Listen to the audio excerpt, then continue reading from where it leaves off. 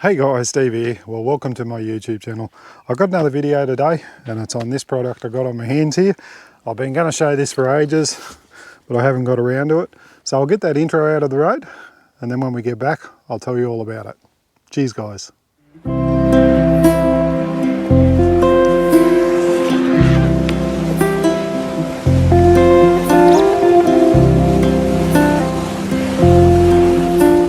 Okay guys, welcome back. Like I was saying there before the intro, I got another product review today and it's on the Kickass shower tent. Now I paid for this myself, it wasn't given to me. I have done a couple of promotions for Kickass, but this one here I purchased myself and I've been using it for a fair amount of time now.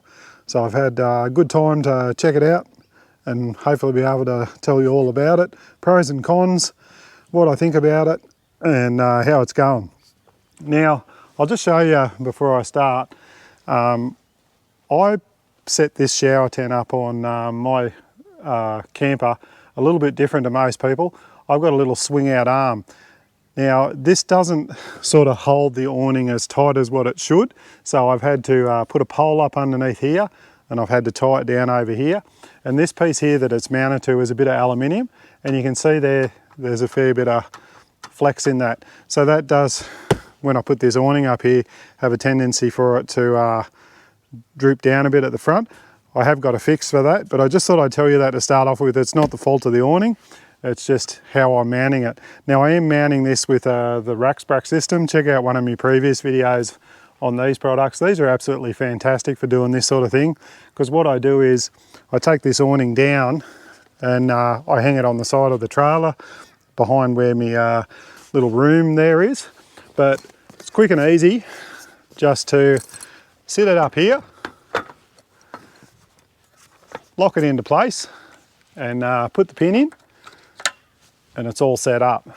So I'm going to set it up now and let's see how long it takes, eh? Yeah, so it's quite easy to zip open, so it can be a little bit cantankerous sometimes. Just got to make sure you don't get these straps caught in the zip, which you might see at the end of this video. But I'll just put that pin back in. So you just got to lift this up. And there's two red straps here. Nicely they made them red so that you can see them. They're different to all the black ones. So it rolls down really good. It's got a weight in the bottom, around the bottom of the shower. There's some little weighted bars in there, which makes it really good. It drops down and that does help with it swinging around in the wind. Now these here, they just fold out like that, and if any comes around here, you can just see up in the corner here that you just got these little clips. You just push those in and lock them off. There's one on either side, and that's basically it. And you just got to pull the base of the shower out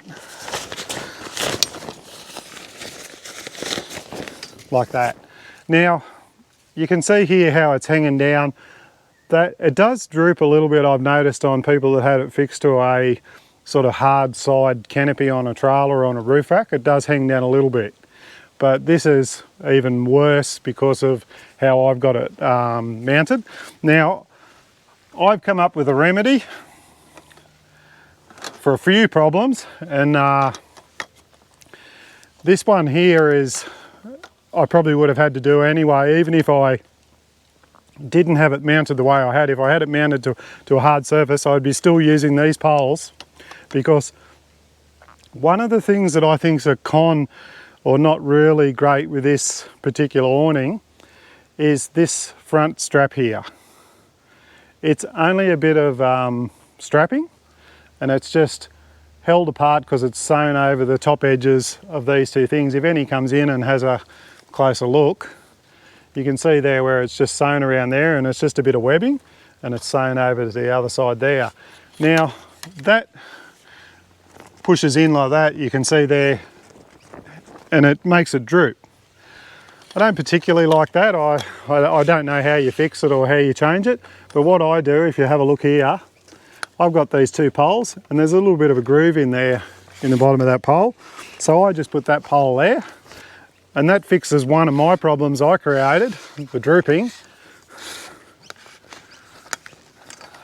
But it doesn't fix this bit of a slackness you get in this. So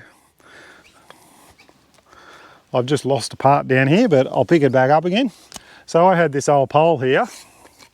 I've cut it down and it's got two of those circlip pieces on the ends. I've got one that's just loose.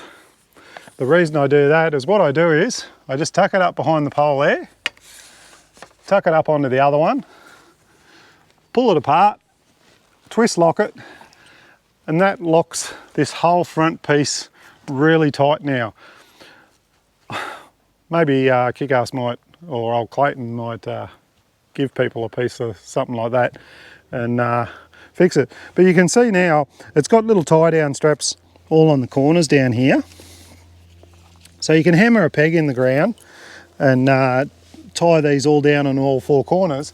But you can see there, we don't normally worry about that unless it's really blowing a gale, because with that weighted bottom on there, and this canvas is nice and thick, it is a little bit see-through at night if you've got a light in there. Tiny bit, not much, but it's still a good quality well, it's not a canvas, but it's a good quality material that they've used on the curtain itself. The brackets are all top quality. It's really well built, except for just this. And there's a lot of other awnings I've seen with this same principle, and I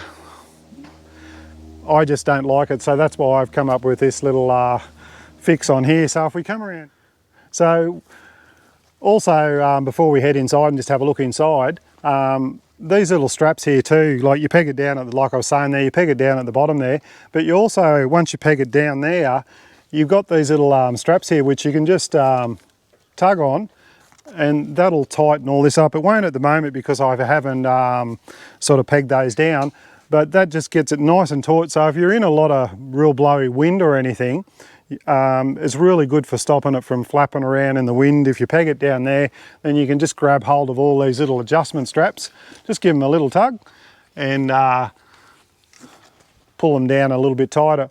Also, if you're in an area where you've got a big drop off on the ground, and you can sort of you can adjust this up and down a fraction just to give you a little bit more height, so that you got a little bit more privacy underneath, because you don't want anyone seeing your toes or where they're pointing when you're sitting on a loo or having a shower in there. So we'll go inside now and have a look, eh?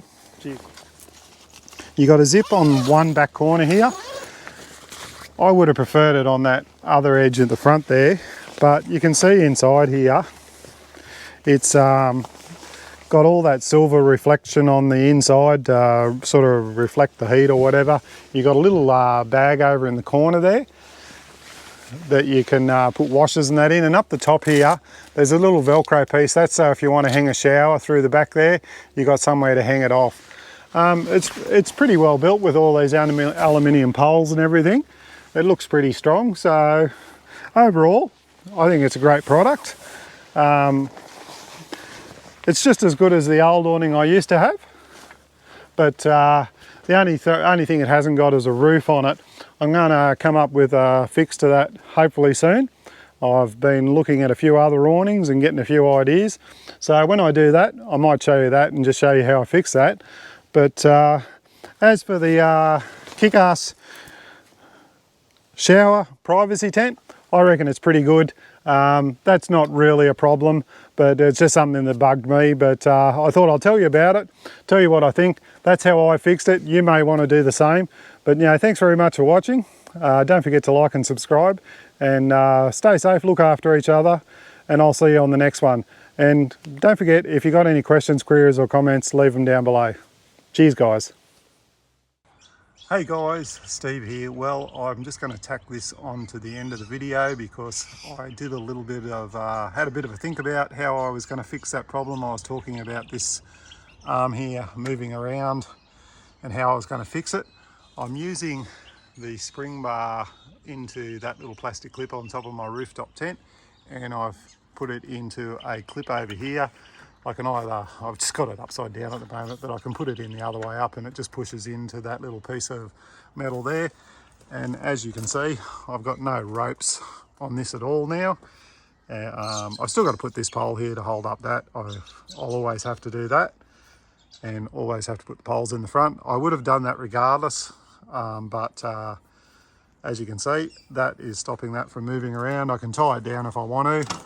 And the other one was the little bar on the video that I was talking about that I put in between that pole there and that pole there.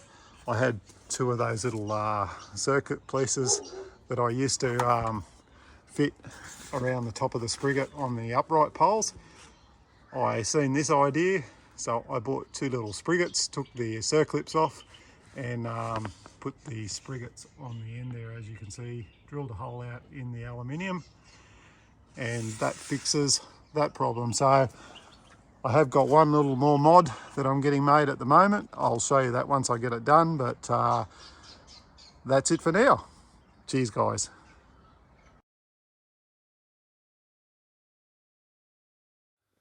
Hey guys, well at this point here the zip got stuck. I could not work out what was going on. I was getting frustrated trying to shoot the video and he was laughing at me, and I couldn't work out what was going on. I had to actually pull the awning down off the bracket again. Had a good look. One of the straps that holds the awning up had actually got caught in the zip. Wasn't the awning's fault. It's never happened before, and all the times I've used it, it was because I was in a hurry shooting the video and I didn't fold the straps up properly. So just make sure if you do fold the straps up, you wrap them up so they don't get caught in the zip. But hope you enjoy. A little bit of a funny moment, but thought I'd just throw it in on the end of the video. Cheers.